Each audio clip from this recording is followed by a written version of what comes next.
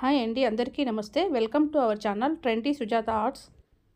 ఇప్పుడు మీరు చూస్తున్నది విశ్వప్రసిద్ధి చెందిన సిద్ధి వినాయక్ టెంపుల్ ముంబైలో ఉంది. ఇగో చూడండి, ఈ గుడి ప్రభాదేవి ఏరియాలో ఉంది.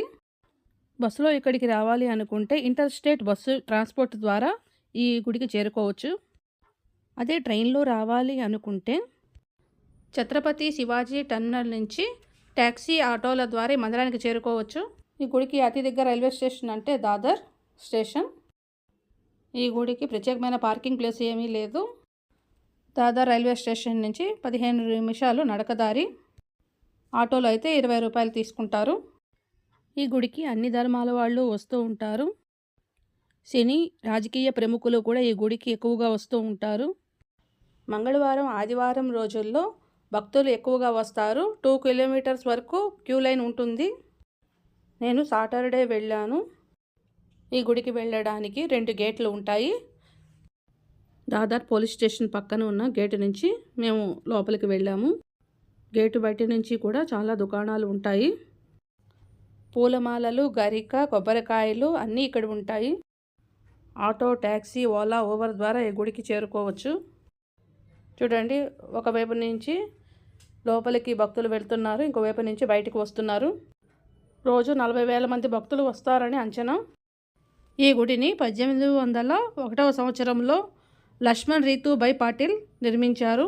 ఈ సిద్ధి వినాయకుడు స్వయంభూ అని చెబుతారు, ఎవరు ప్రతిష్ఠించలేదు. వినాయకుడిని తొండము కుడివైపుకు తిరిగి ఉంటుంది. సిద్ధిని, వృద్ధిని ఇచ్చి భక్తుల కోరికలు తీర్చే శక్తివంతమైన రూపంగా కొలుస్తారు. అందుకే సిద్ధి వినాయకుడని సిద్ధిపీఠాలలో ఒకటిగా దీన్ని చెబుతారు. చూడండి, ఇక్కడ రకరకాల మోదకాలు,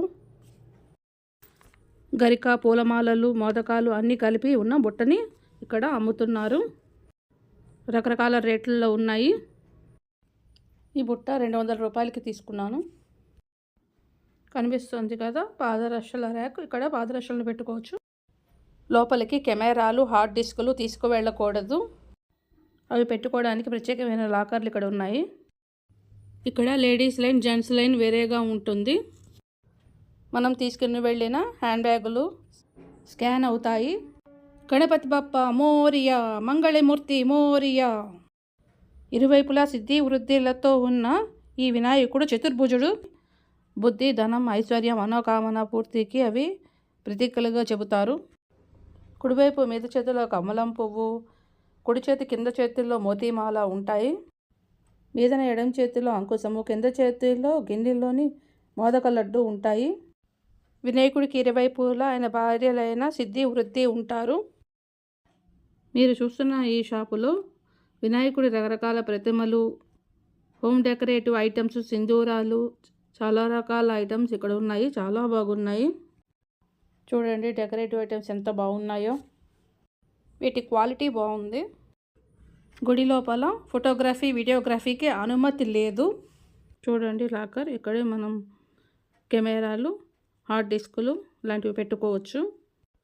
లాకర్ సదుపాయం ఉంది. ల్యాప్టాప్కి 50 రూపాయలు, కెమెరా, హార్డ్ డిస్కులకి 10 రూపాయలు తీసుకుంటారు.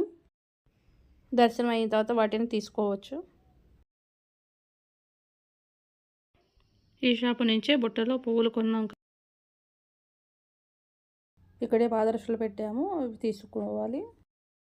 మనం గుడి నుంచి బయటికి వస్తున్నప్పుడు లెఫ్ట్ సైడ్ ఉచిత లడ్డు ప్రసాద వితరణ జరుగుతుంది. చూడండి, ప్రసాదాన్ని పంచినప్పుడు కూడా ఎడం చేత్తో ఇస్తున్నారు. వినాయకుడి ఎడమ చేతిలో లడ్డు ఉంటుంది, అందుకోసం ఎడమ చేత్తో పంచుతారు. గుడి లోపల లడ్డు మహాప్రసాదాన్ని 20 రూపాయలకు ఒక లడ్డు చొప్పున 2 లడ్డూలని ఇస్తారు. మనం కొనుక్కోవచ్చు. నేను కూడా లడ్డు ప్రసాదాన్ని తీసుకున్నాను. చెట్టు కింద పెద్ద ట్రేలో మోతీచూర్ లడ్డూలు పెట్టి ఒక్కొక్కరికి 2 లడ్డూలు ఇస్తున్నారు. అవి కూడా తీసుకున్నాను. చాలా టేస్ట్గా ఉన్నాయి. ఏ గేటు నుంచి అయితే గుడి లోపలికి వెళ్ళామో అదే గేటు నుంచి బయటికి వచ్చాము. ఏ గుడికి వెళ్ళినా దేవుడి దర్శనం అయిన తర్వాత శిఖర దర్శనం చేసుకోవాలి కదా.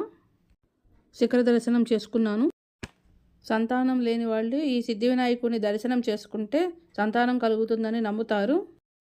నవసాచ గణపతి, పావన గణపతి పేరుతో పిలుస్తారు. భారతదేశంలో అత్యంత ఆదాయం వచ్చే ట్రస్టుల్లో ఈ ట్రస్ట్ కూడా ఒకటి. Thank you for watching.